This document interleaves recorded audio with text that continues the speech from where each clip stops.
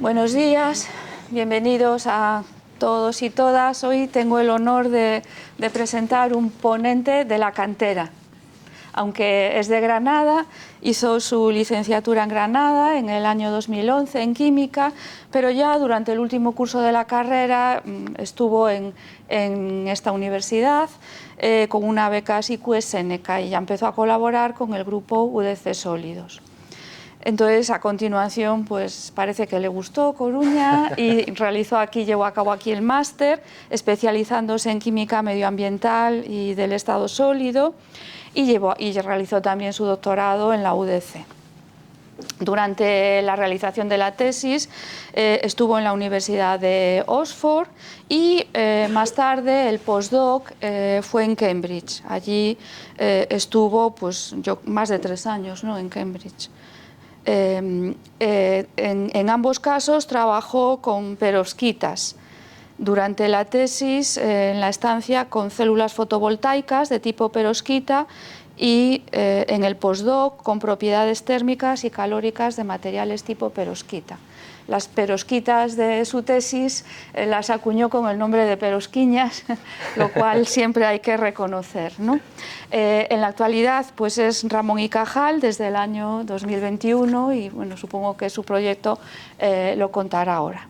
Su investigación pues, ha sido reconocida con diferentes premios de la Real Academia Gallega de Ciencias y de la Sociedad Española de Química y además tiene formación en emprendimiento y en transferencia, es inventor de varias patentes, participó en el programa Impulse de la Universidad de Cambridge y fue finalista en la Emerging Technologies Competition de la Real Sociedad de Química de Inglaterra, ¿no?, la Royal Society of Chemistry. Como todos sabéis, es un divulgador científico excelente y muy conocido, @Thermogrammer, y no solo es colaborador habitual de revistas, también participó en programas de televisión como Orbita Laica, en la radio habitualmente, etcétera, etcétera. Bueno, pues nada, tienes la palabra. La verdad es que un currículum muy completo, no se puede pedir más.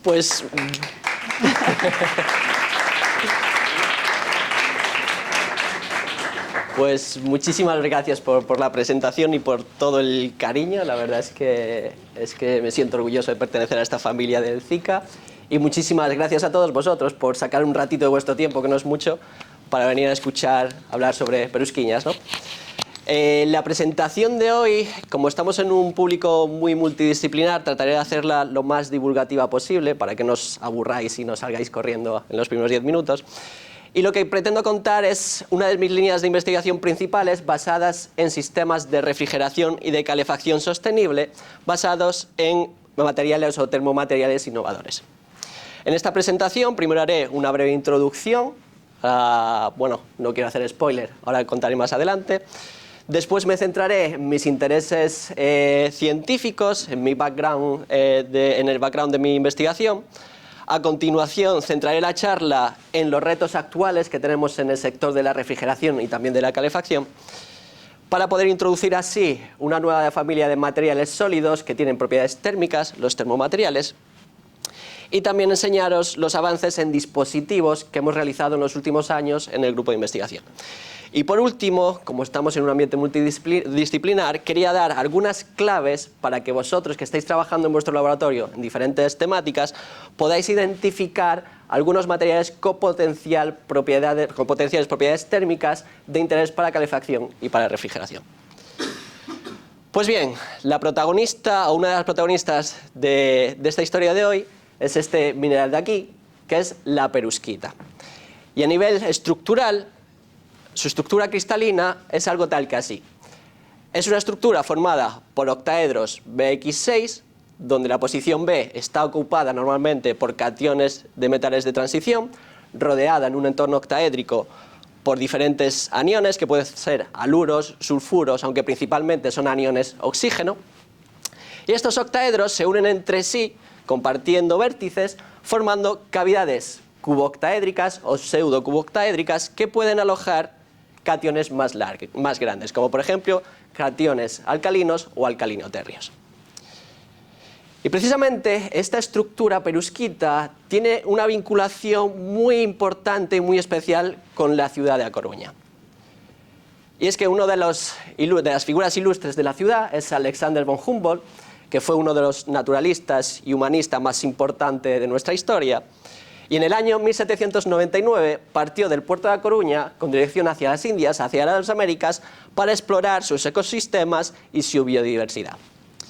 Su pasión por viajar y explorar nuevos territorios lo llevó años más tarde a compartir viaje con Gustav Rose en 1839 con rumbo hacia los montes Urales en Siberia. Y fue aquí, en una de estas expediciones en los montes Urales, donde precisamente se descubrió por primera vez el mineral de la perusquita. Este mineral que dio nombre a una serie de materiales que compartían su estructura cristalina, se estudió a lo largo de los años y se descubrió que tenía diferentes propiedades para diversas aplicaciones, como propiedades magnéticas, propiedades eléctricas, conductividad elevada.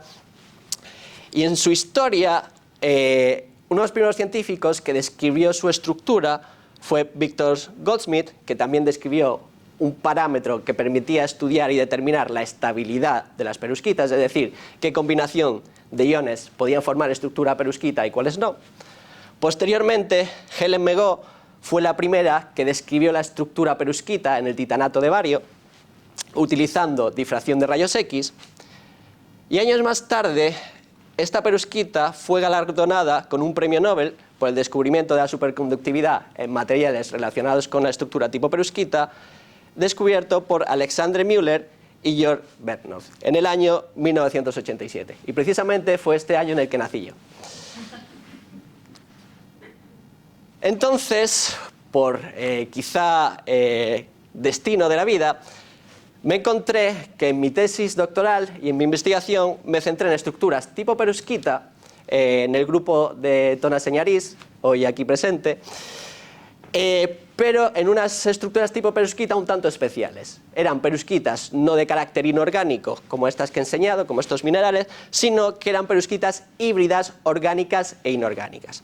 ¿Y qué quiere decir esto? Pues bien, que se van a preservar, por un lado, los octaedros BX6 con la posición B ocupada por distintos metales de transición, pero ahora los cationes que se alojaban en estas cavidades cuboctaédricas se iban a reemplazar por cationes orgánicos de un tamaño elevado, generalmente alquilamonios, como metilamonio, dimetilamonio, imidazolio y un montón de cationes orgánicos. Y para que esta cavidad fuera suficientemente grande como para alojar estas especies, se tenía que reemplazar también los aniones, en lugar de aluros, sulfuros o aniones de oxígeno, se reemplazaban por aniones poliatómicos bidentanos que establecían unos puentes de unión entre los diferentes octaedros BX6. Y esos aniones podían ser desde cianuros hasta formiatos, ácidas y otra serie de aniones que explicaré a continuación. Pues bien, al igual que su material madre, que las perusquitas inorgánicas, estas perusquitas híbridas orgánicas e inorgánicas también presentaban diferentes propiedades, como magnetismo, propiedades eléctricas, etcétera, en las cuales exploré y estudié a lo largo de mi tesis doctoral. Entonces, estudié propiedades magnéticas de estos materiales, también propiedades dieléctricas, para poder fabricar condensadores que pudieran almacenar carga eléctrica, propiedades multiferroicas, que es una combinación del orden eléctrico y el orden magnético de estos materiales. También los exploré como precursores de diferentes nanomateriales, por ejemplo, nanotubos de carbono que absorbían y podían retirar aceites, vertidos de aceites de aguas contaminadas, y estos nanotubos de carbono tenían la peculiaridad de que tenían partículas magnéticas en su interior, con lo cual podíamos retirar este material y el contaminante mediante un campo magnético. Utilizábamos un imán para retirar en los nanotubos que habían absorbido el aceite. Posteriormente, como dijo Isabel, hice una estancia de investigación predoctoral en la Universidad de Oxford con el profesor Henry Snaith, que fue el inventor o uno de los inventores de las células fotovoltaicas tipo perusquita, que es una de las células fotovoltaicas más prometedoras del mercado actualmente. Y por último, en el último año de mi tesis doctoral, nos centramos en las propiedades térmicas y calóricas de estas perusquitas híbridas para aplicaciones de refrigeración y posteriormente para aplicaciones de calefacción. Y esta es la temática, esta es la línea de investigación que voy a tratar de definir, de explicar hoy. Entonces, ¿por qué la refrigeración? Pues bien, actualmente el sector de la refrigeración y la calefacción están sometidos a unas tensiones, tienen unos retos medioambientales a los que se enfrentan para poder ofrecer soluciones tecnológicas que no tengan un impacto medioambiental tan elevado como el que tienen ahora.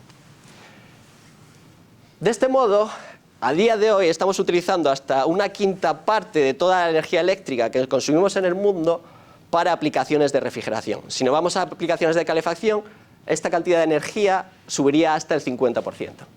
Y además, la refrigeración también supone hasta el 8% de las emisiones de carbono del mundo. Y si vamos a la aplicación de calefacción, estas emisiones suben hasta el 40%.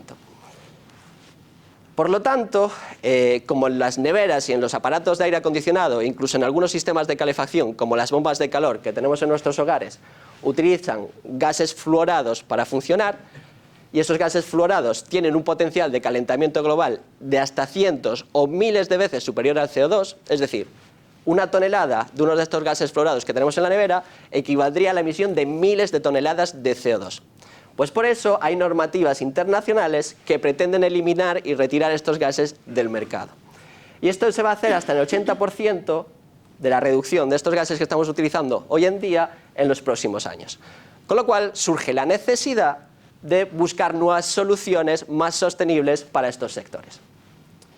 Y para poder buscar estas soluciones, primero tenemos que entender cómo funcionan las tecnologías que tenemos hoy en día. Entonces, ¿cómo funciona una nevera o un aparato de aire acondicionado? Pues bien, nuestras neveras tienen en su interior un gas que está sometido a un proceso cíclico de compresión y expansión. Esto que veis aquí sería un diagrama de fase típico de un gas refrigerante, donde vamos a tener en el eje Y la temperatura y en el eje X la presión. Y esta sería la línea fronteriza entre la fase de estado gaseoso y la fase de estado líquido. Si en el estado gaseoso nosotros aplicamos presión, lo que vamos a obtener es una transición de fase hacia el estado líquido mediante un proceso exotérmico que genera calor. Y ese calor o lo aprovechamos para calentar el interior de nuestra vivienda mediante una bomba de calor, o bien, si no lo queremos, lo retiramos, lo desechamos hacia la atmósfera, pues por ejemplo por la parte de atrás de nuestra nevera. Y ahora, cuando tenemos el líquido presurizado a temperatura ambiente, podemos despresurizarlo mediante un proceso que va a producir un proceso endotérmico, es decir, un proceso que absorbe calor, y esa absorción de calor podemos utilizarla para enfriar nuestra nevera o para enfriar nuestros edificios. Y esto sería un proceso cíclico. Pues bien, la nueva tendencia para tratar de eliminar estos gases refrigerantes, que si nuestros sistemas de refrigeración se rompen pueden escapar fácilmente a la atmósfera, la comunidad científica está tratando de estudiar refrigerantes sólidos que no se puedan escapar hacia la atmósfera. ¿Y cómo funciona? Pues mediante una transición de fase, pero en lugar de líquido-gas, sería una transición de fase entre un sólido A y un sólido B. Una fase sólido A y una fase sólido B. Entonces, aquí tenemos varias opciones para inducir esa transición de fase. Podemos utilizar no solamente presión, sino también podemos utilizar campo magnético, campo eléctrico, una tensión o una fuerza uniaxial, o lo que había comentado anteriormente, la presión hidrostática. Y así podemos aprovechar los cambios exotérmicos y endotérmicos para enfriar o para calentar. Y esto nos lleva al desarrollo de los termomateriales, que son materiales en estado sólido que mediante la aplicación de un estímulo externo puede presentar propiedades térmicas o calóricas adecuadas para refrigerar o para calentar. De este modo, los materiales o los termomateriales más conocidos en un principio fueron los magnetocalóricos, que presentaban estas propiedades térmicas mediante un campo magnético, y posteriormente los electrocalóricos, que empleaban un campo eléctrico, para posteriormente descubrir otra serie de materiales que se denominan como mecanocalóricos y que se pueden dividir entre elastocalóricos, donde estamos utilizando una fuerza uniaxial para estos cambios térmicos, o barocalóricos, que es una familia de materiales más joven, donde se utiliza la presión hidrostática de manera similar a la presión que utilizamos en nuestras neveras, en los compresores de nuestras neveras y en los compresores de los aparatos de aire acondicionado. Con lo cual, a pesar de que esta familia quizás sea la más joven de todas, es la más prometedora porque el cambio tecnológico que tiene que sufrir la industria para adaptarse a estos materiales sería menor que en el caso del resto de materiales calóricos. Bien, ¿cómo funciona un material barocalórico? Pues un material barocalórico, al igual que un refrigerante gaseoso, va a funcionar partiendo de una fase sólida, denominemos fase sólida 1, donde los iones, átomos o moléculas de esta fase sólida tienen una cierta movilidad, ¿vale? Y está a temperatura ambiente. Si nosotros presurizamos esta fase, lo que hacemos es que esa fuerza confina a estos átomos, pierden esa movilidad, congelamos la estructura cristalina de algún modo, congelamos esa movilidad, y esto va a ser un proceso exotérmico, que va a producir que el material se caliente. Ahora tenemos un material en una fase sólida distinta, con una temperatura elevada y presurizado. Si mantenemos ese material presurizado y lo dejamos termalizar con temperatura ambiente, ese calor se va a liberar y lo podemos aprovechar o desechar en función de lo que deseemos. Pero seguimos estando en una fase sólido 2 y a temperatura ambiente.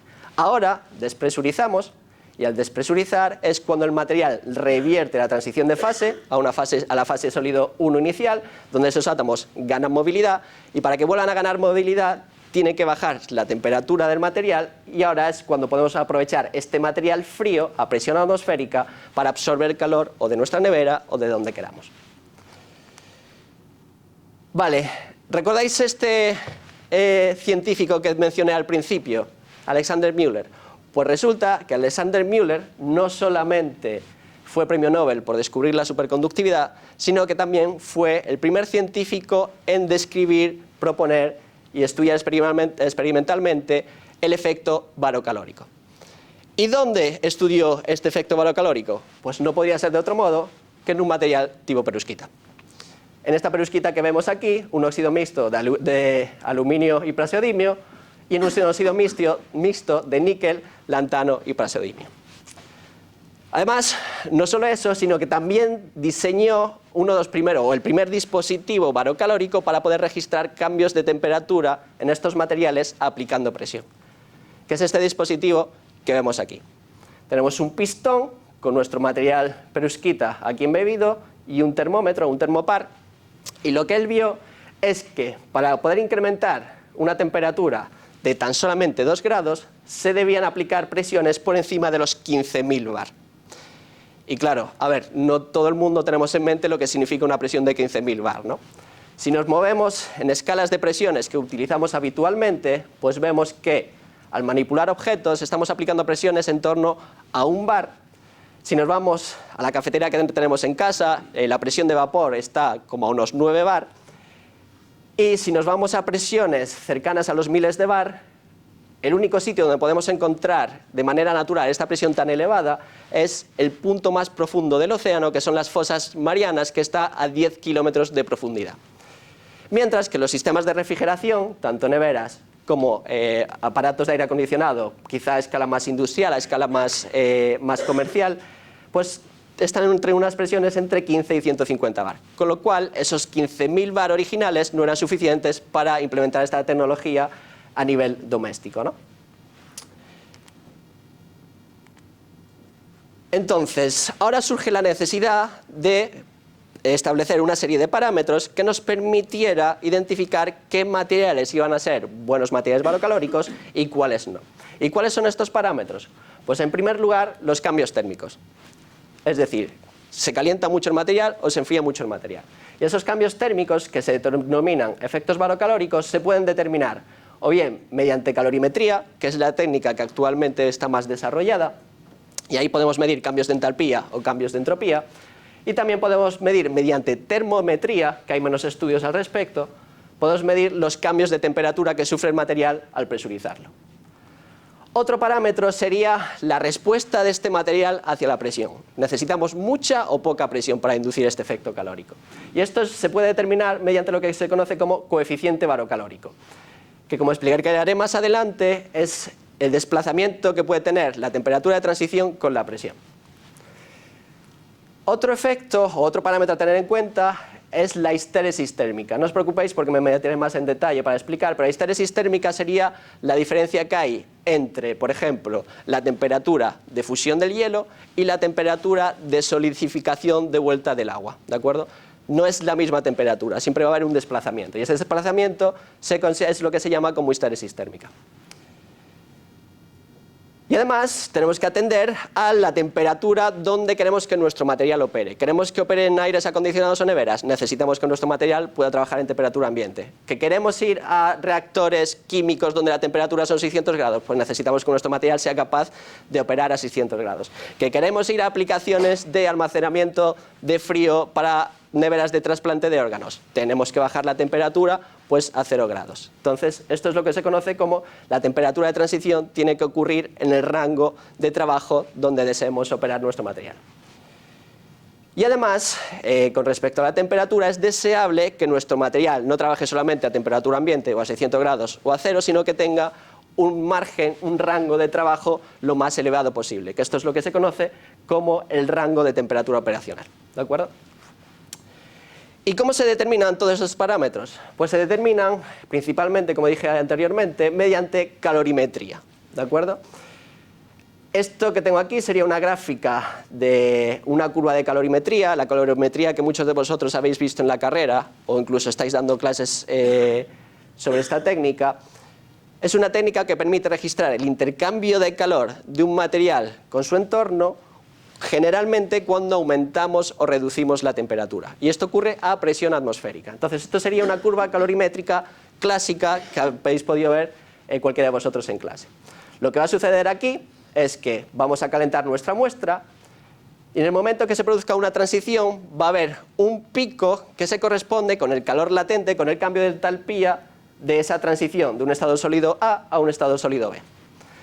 Si ahora enfriamos este material de vuelta, lo que ocurre es que revertimos la transición, pero aquí vamos a tener una diferencia en estas temperaturas de transición, que es lo que mencionaba anteriormente como histéresis térmica. Y eso sería los estudios clásicos a presión atmosférica. Ahora bien, como vamos a estudiar las propiedades térmicas en función de la presión, necesitamos utilizar un calorímetro muy particular, un calorímetro que permita aplicar presión. Y estos equipos no son muy habituales en las universidades o en los centros de investigación. Y de hecho, aquí en A Coruña tenemos la suerte de contar no solamente con uno, sino con 2 calorímetros de estas características, que son equipos únicos en el mundo. ¿Cómo hacemos los análisis en estas muestras? Pues bien, sería algo similar a lo que mencioné anteriormente. Hacemos las curvas de calorimetría a presión atmosférica y luego progresivamente vamos aumentando presión para registrar qué es lo que ocurre con esta transición. Y en los materiales barocalóricos lo que va a ocurrir es que esas temperaturas de transición se van a desplazar o bien a temperaturas más altas o a temperaturas más bajas. Aquí he representado el primer caso. Seguimos aumentando la presión y seguimos desplazando esa transición con la presión. Y ahora, del máximo de estos picos, podemos obtener las curvas para obtener los diagramas de fase de temperatura frente a presión. Entonces, a presión atmosférica tendríamos estos 2 puntos, a presión 1 tendríamos estos 2 puntos y a presión 2 tendríamos estos puntos. Y así es como podemos construir un diagrama de fases entre un estado sólido A y un estado sólido B. Y obviamente, la histéresis térmica, la diferencia entre la curva de calentamiento y enfriamiento, es muy importante para saber cuánta presión necesitamos aplicar a nuestro material. Si tenemos una histéresis térmica pequeñita, la presión va a ser pequeñita. Si aumentamos esta histéresis térmica, necesitamos aumentar la presión de trabajo y entonces nuestro material va a ser menos eficiente.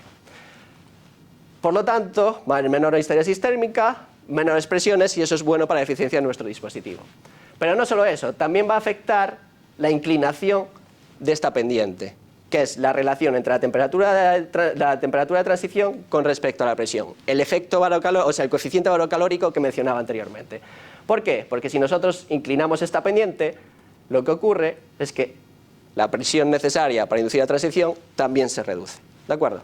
Entonces necesitamos baja histéresis y necesitamos alto coeficiente barocalórico.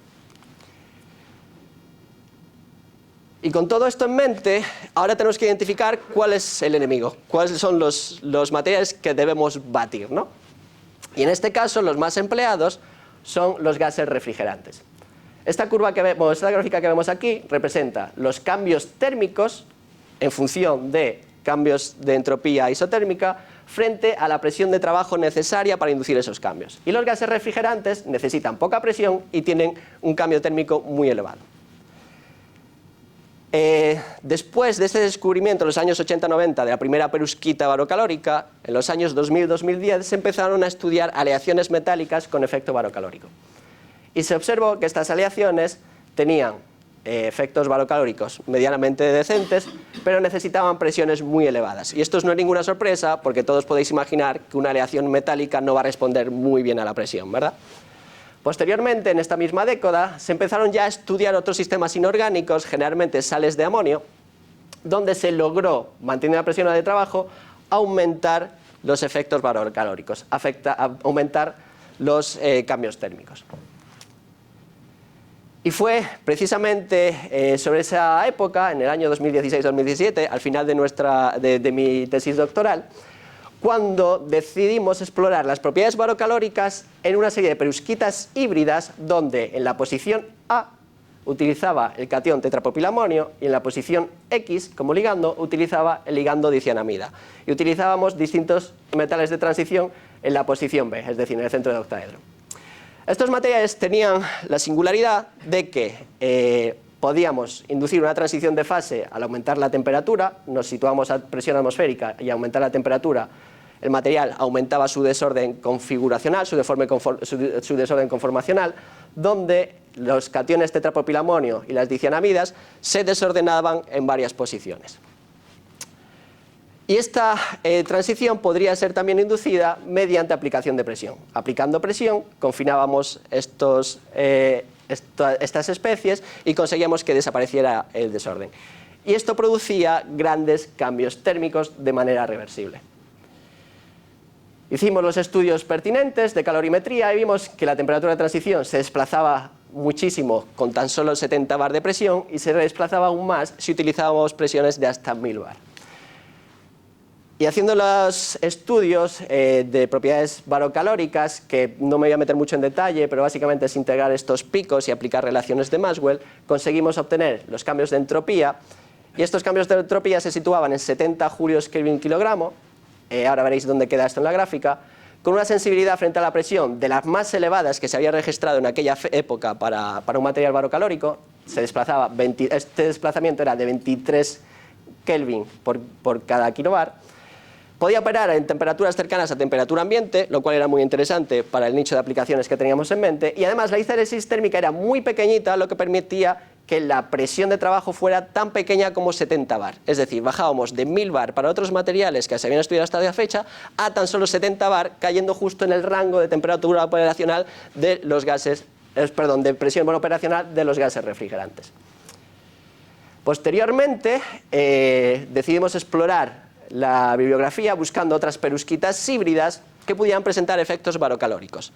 Y tratamos de calcular la sensibilidad de estas perovskitas frente a la presión utilizando parámetros que ya se habían reportado, que era el cambio de volumen en la transición de fase, que esto se podía obtener mediante datos de difracción de rayos X en función de la temperatura, y también cambios de entropía de la transición de fase exclusivamente a presión atmosférica.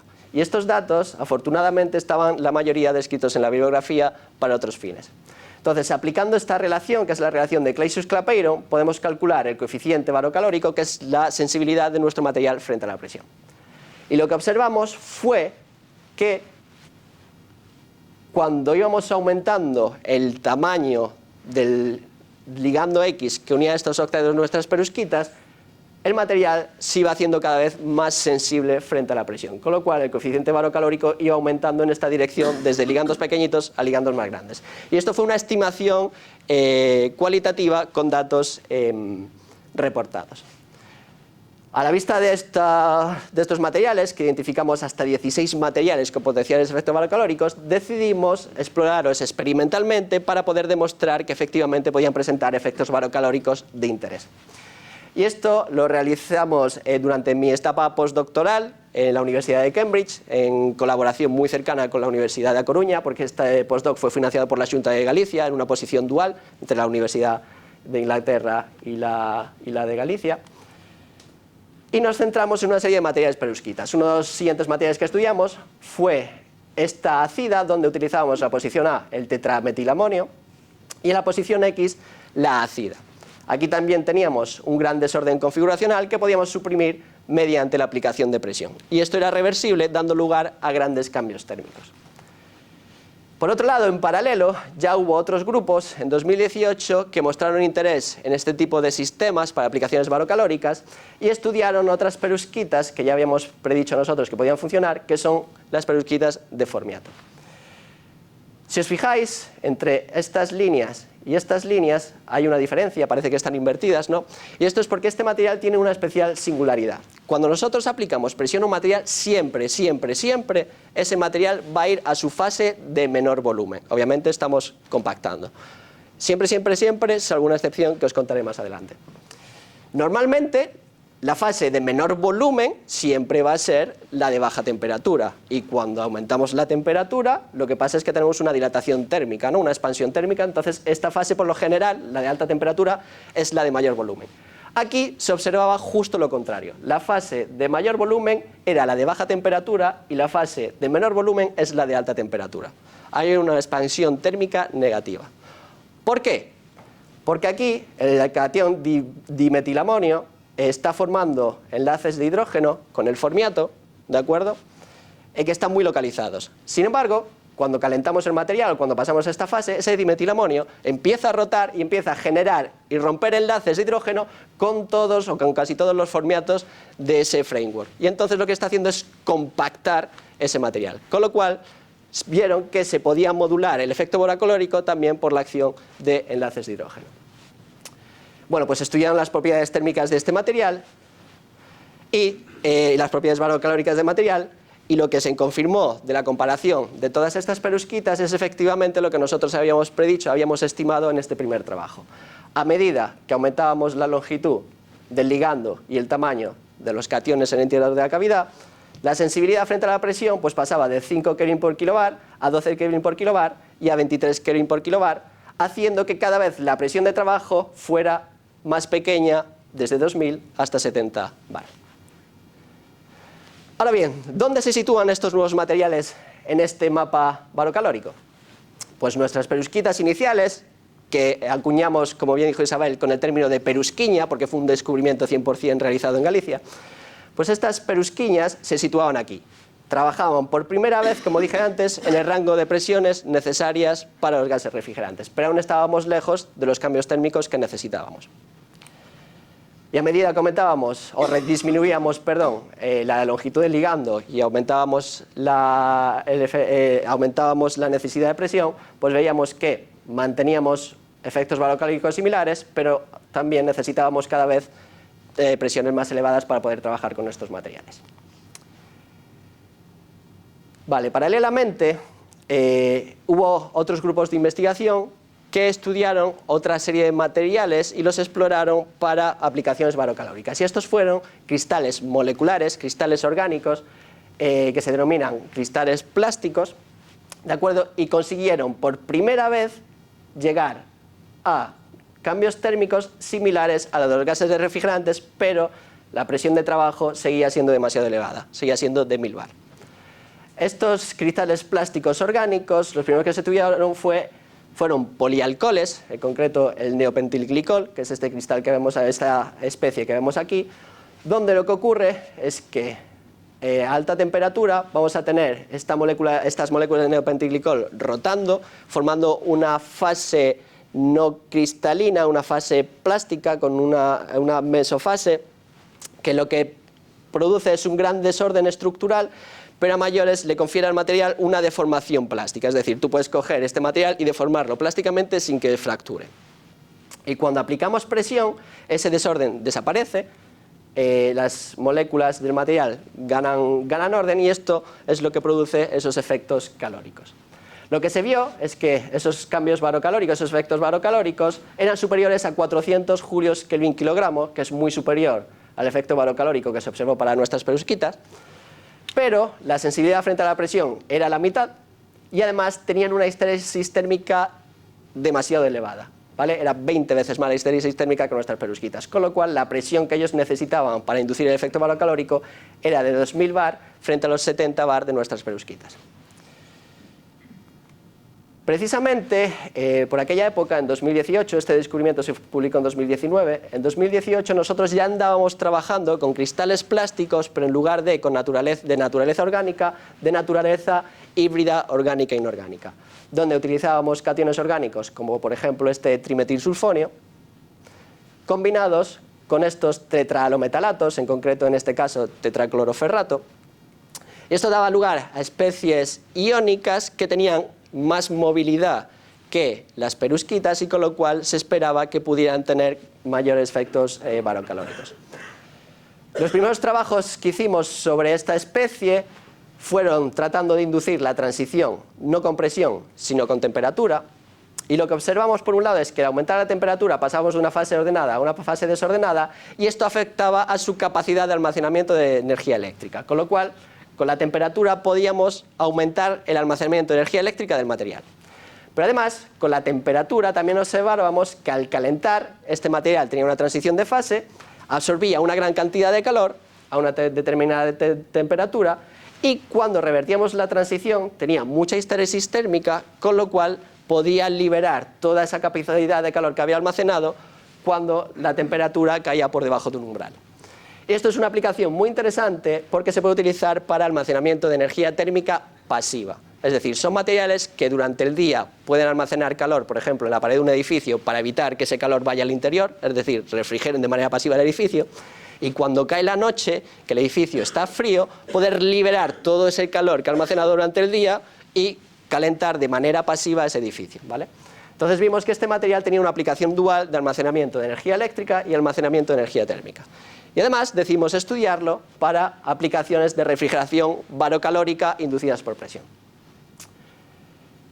Lo que observamos fue que efectivamente podíamos inducir reversiblemente esa transición orden-desorden en este material, tenía un desplazamiento de la temperatura de transición con la presión muy elevada, y podíamos subir el efecto barocalórico hasta 130 julios Kelvin kilogramo, que es mucho más elevado que la perusquita, pero aún estábamos un poco lejos de los cristales plásticos orgánicos. Lo positivo es que aumentábamos enormemente la presión, o sea, la respuesta frente a la presión, pasábamos de 10 a 20 Kelvin por kilobar con respecto a los otros cristales plásticos, y también reducíamos la histéresis térmica, con lo cual bajábamos la presión de trabajo desde 2000 bar a tan solo 1000 bar de presión.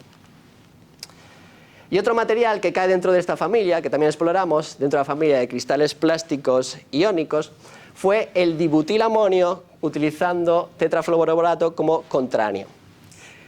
Y en este material vimos un diagrama de fase muy peculiar, que se diferencia, como podéis apreciar, del resto de diagramas de fase. Aquí ocurrían dos cosas. Por un lado, a temperatura ambiente podíamos inducir una transición de desorden a una fase desordenada a una fase ordenada mediante la presión, y esto daba grandes cambios térmicos para efectos barocalóricos, pero si bajábamos la temperatura a temperaturas en torno a cero, veíamos que manteniendo presión constante en presión atmosférica y aumentando la temperatura, podíamos inducir dos transiciones de fase VAS que eran muy energéticas, y esto nos servía, como en el material anterior, para almacenar energía térmica de manera pasiva.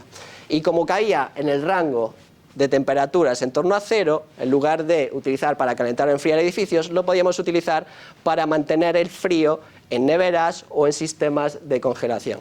Entonces, de la manera que funcionaría este tipo de material para esa aplicación de almacenamiento de frío sería introducirlos en una nevera o en una cámara frigorífica, y si hay un corte en el suministro eléctrico porque falla, por ejemplo, el sistema eléctrico, en lugar de que todos los alimentos se echen a perder, estos materiales, al ir aumentando la temperatura progresivamente en el interior de la nevera, absorberían ese aumento de temperatura y amortiguarían el impacto térmico sobre esa mercancía, ¿no?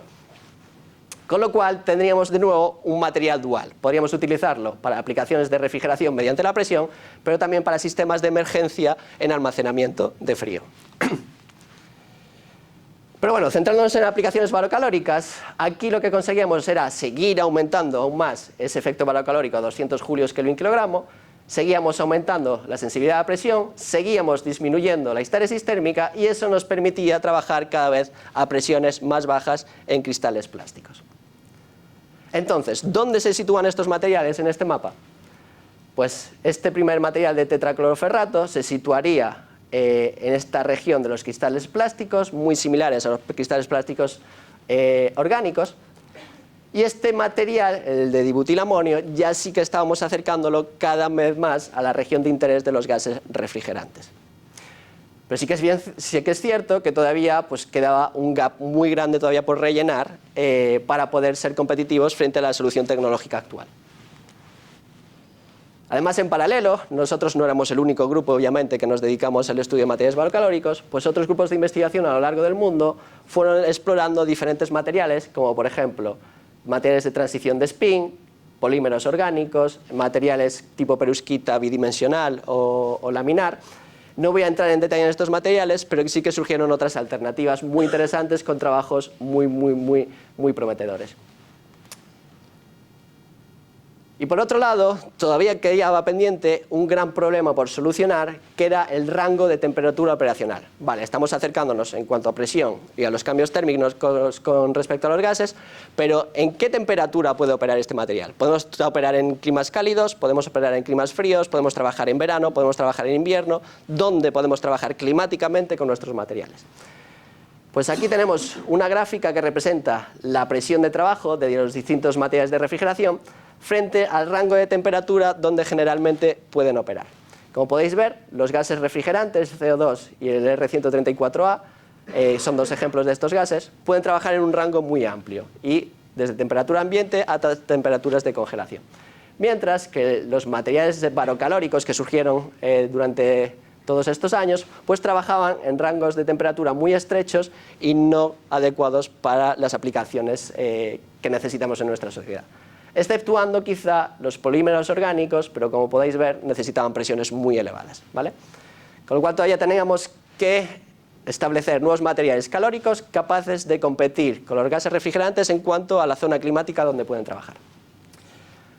Y para ello nos centramos en una nueva familia de materiales híbridos. Como he explicado anteriormente, cuando íbamos aumentando el tamaño del ligando, la sensibilidad frente a la presión era cada vez mayor. Pues ¿qué pasaba si en lugar de seguir explorando perusquitas nos vamos a ligandos más grandes como en el caso de los MOFs? ¿Vale? Aquí pasamos de tamaños de ligando de 5 Armstrongs a tamaños de ligando de hasta 15 Armstrongs, con lo cual esperábamos que estos materiales fueran aún más sensibles frente a la presión. Y como nuestro grupo de investigación ya estudiábamos MOFs para otras aplicaciones, pues decidimos también explorarla para este tipo de aplicación. El primer tipo de material MOF que estudiamos fue el conocido como 1053, que es un MOF de aluminio unido por puentes tereftalato, ¿de acuerdo? Y que genera una serie de cavidades. Este material tiene una transición muy peculiar cuando se presuriza con CO2, y es una transición que en la bibliografía se recoge y se registra como transición de respiración. Esa transición se descubrió en el año 2002 por el grupo de Ferey, un grupo francés muy conocido en el mundo de los MOF, y lo que observó es que, al contrario de lo que os dije anteriormente, en este caso, cuando se presurizaba, no se iba a una fase de menor volumen, sino que ocurría todo lo contrario. El CO2 se metía en la cavidad de estos poros, expandiendo estos poros y aumentando la capacidad de almacenamiento de este gas en el material, ¿de acuerdo? Y esta transición, de nuevo, era reversible. Con lo cual pasaba algo similar a cuando nosotros inhalamos aire con nuestros pulmones. Ensanchamos y encogemos nuestros pulmones para inhalar y exhalar el gas, ¿de acuerdo? Esta transición, que es muy bonita desde el punto de estructural, se propuso para aplicaciones de almacenamiento de gases porque al ensanchar el tamaño de poro podíamos almacenar más gases, ¿no? O podían almacenar más gases. Y en nuestro grupo de investigación lo que hicimos fue estudiar los efectos calóricos asociados a esta transición, y eso lo hicimos en el año 2021. Y lo que descubrimos fue que al aplicar presión de CO2, el material tenía cambios exotérmicos muy grandes y al retirar esa presión de CO2 teníamos cambios endotérmicos también muy grandes de manera reversible. Esos estudios posteriormente los expandimos a otros MOFs, como por ejemplo el MOF 508B, que es un MOF de zinc, donde volvemos a tener puentes tereftalato, pero también tenemos pipridinas. Y lo que pasa es que aquí se van a formar dos redes interpenetradas que, cuando aumentamos la presión de CO2, primero se va a desplazar uno sobre otra, aumentando el tamaño de esa cavidad para alojar una mayor cantidad de CO2, y si seguimos aplicando una mayor presión de CO2, lo que ocurre es que esos poros se ensanchan aún más, produciendo un efecto de respiración similar al del 1053.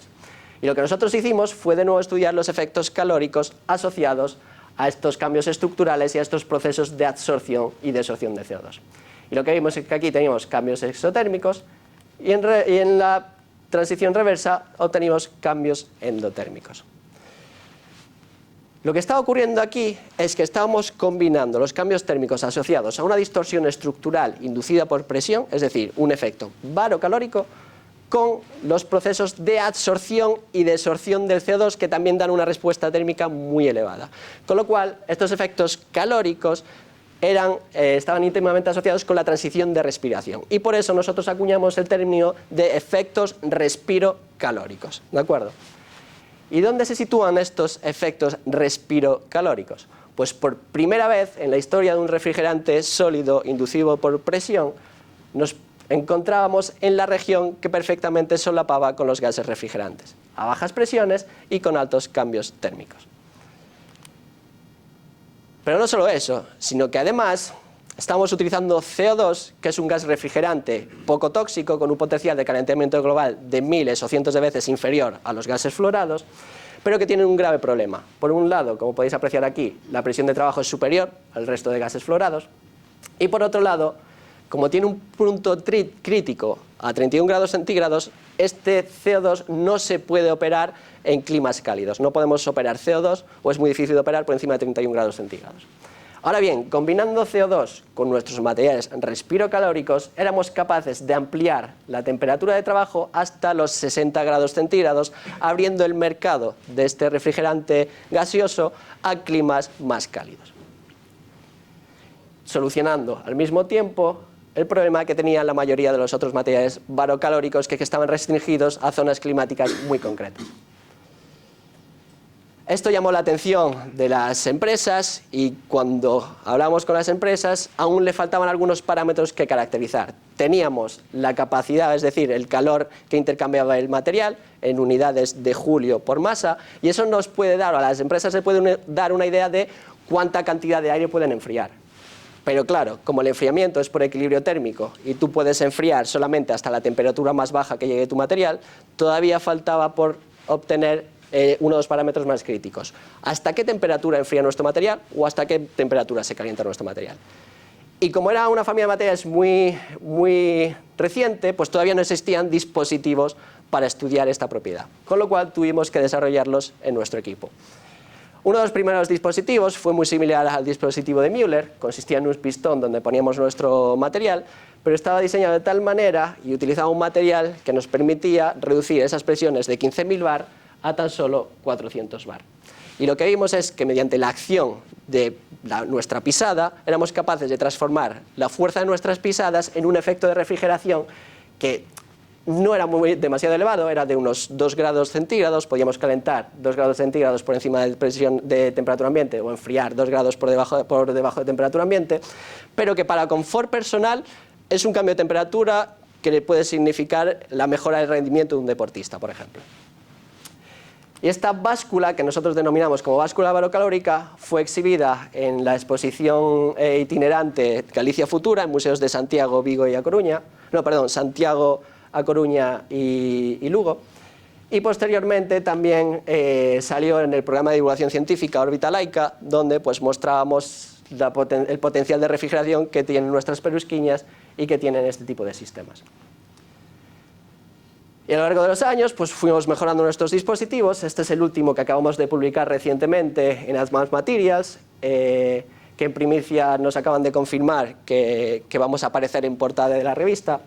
Y aquí describimos no solamente el 508, sino que además desarrollamos un nuevo dispositivo donde metemos el MOF o los MOF en esta capsulita, que está en este tubo de aquí, e introducimos termopares para identificar los cambios de temperatura y podemos presurizar y despresurizar con CO2 utilizando un sistema de válvulas.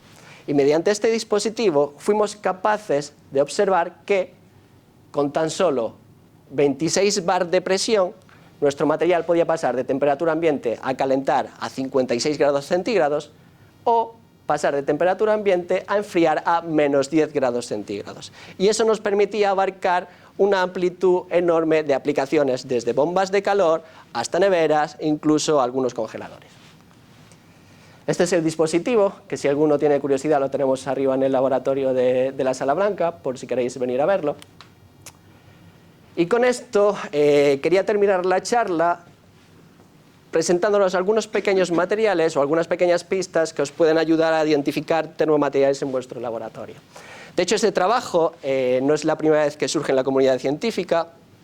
Hay muchos científicos que están explorando diversos materiales para buscar propiedades barocalóricas. Hay un review que a mí me gusta mucho, que es Fantastic Barocalorics and Where to Find Them, por David Baldrin, donde da algunas pistas sobre posibles familias de materiales que podrían ser buenos materiales barocalóricos. Y en este review, uno de los materiales que menciona son los polipéptidos tipo elastina. Aquí en el CICA tenemos grupos de investigación trabajando con este tipo de polímeros o con polímeros similares, y estos polímeros ya se ha visto en la bibliografía que pueden adoptar diferentes conformaciones aplicando temperatura y aplicando presión de manera reversible con cambios térmicos muy elevados.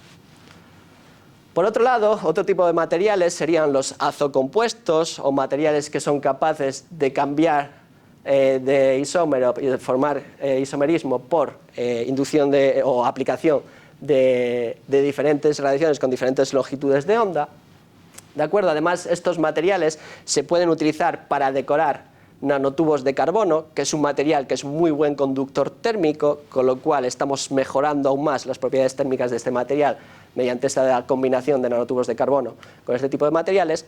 Y esas transiciones de fase no solamente se podrían inducir mediante diferentes longitudes de onda o variando la temperatura, sino que nos gustaría explorar ahora también qué es lo que pasaría cuando aplicamos presión a estos compuestos. Y por último, uno de los trabajos más recientes que acaba de publicarse, bueno, se publicó hace un par de años en Science, es el campo de los materiales ionocalóricos, que son suspensiones de materiales sólidos que cuando tú cambias la fuerza iónica del medio, es decir, le aumentas la concentración de iones en el medio, pues por ejemplo mediante osmosis, lo que ocurre es que esa fuerza iónica disminuye la temperatura de fusión del sólido, con lo cual estamos forzando a que este sólido pase a estado líquido. Y lo curioso es que cuando retiramos esos iones mediante osmosis, o mediante esas membranas, o mediante un campo eléctrico, pues lo que ocurre es la transición contraria. Reducimos la fuerza iónica del medio y pasamos de un estado líquido a un estado sólido. Y estas serían tres ideas que quería dejar aquí, y animaros a que si en vuestro laboratorio normalmente trabajáis con materiales que puedan tener transiciones de fase o cambios de color mediante cambios de temperatura, cambios de presión, cambios de pH, cualquier estímulo externo que os produzca un cambio reversible en la estructura de vuestro material, sería interesante estudiarlo, y aquí en Coruña es uno de los pocos centros en el mundo que tenemos la capacidad para caracterizarlo aplicando presión y calorimetría.